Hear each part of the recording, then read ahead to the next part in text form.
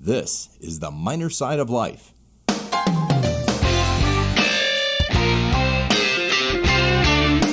Yes, all the heavy lifting had been done by the prior ownership with Bill Shea and Alan Stein and Marty as far as moving the ballpark from downtown, or not from downtown, from Rosenblatt out to Sarpy. And, they had gone through all the different steps of possibly moving to Texas.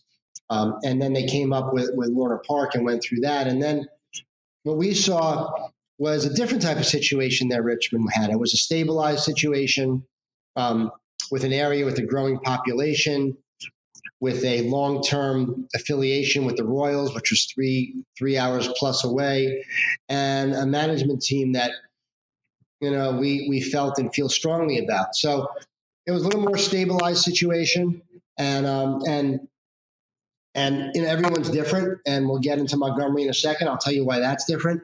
So that's why we were interested in that. And a funny little story about it is that we had the opportunity to meet with the great Warren Buffett, and we were told that, hey, if you're interested and there's a bid that's close, you'll meet with Mr. Buffett. And immediately, my numbers, the numbers guy in my head said, well, people pay $3 million for this meeting. So if we come close, I'll get the meeting and I'll be $3 million ahead. So turns out we met with him 6 or 7 times. So, that might be $20 million worth of meetings right there.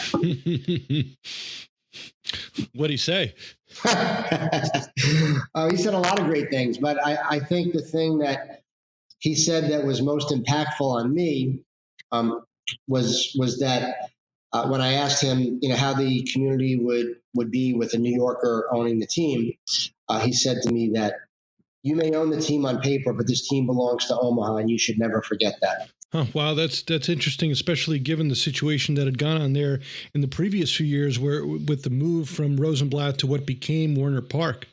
No, absolutely. He owned the team so that Rosenblatt would have an ongoing tenant, so that the upkeep would be there to keep the College World Series there.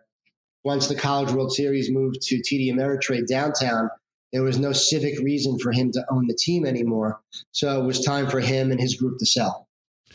So that's a stadium situation in and of itself. And I guess before we get too far ahead, and as long as we're on the subject of stadiums, I did want to get your take on the stadium situation in Richmond. You sort of alluded to it earlier.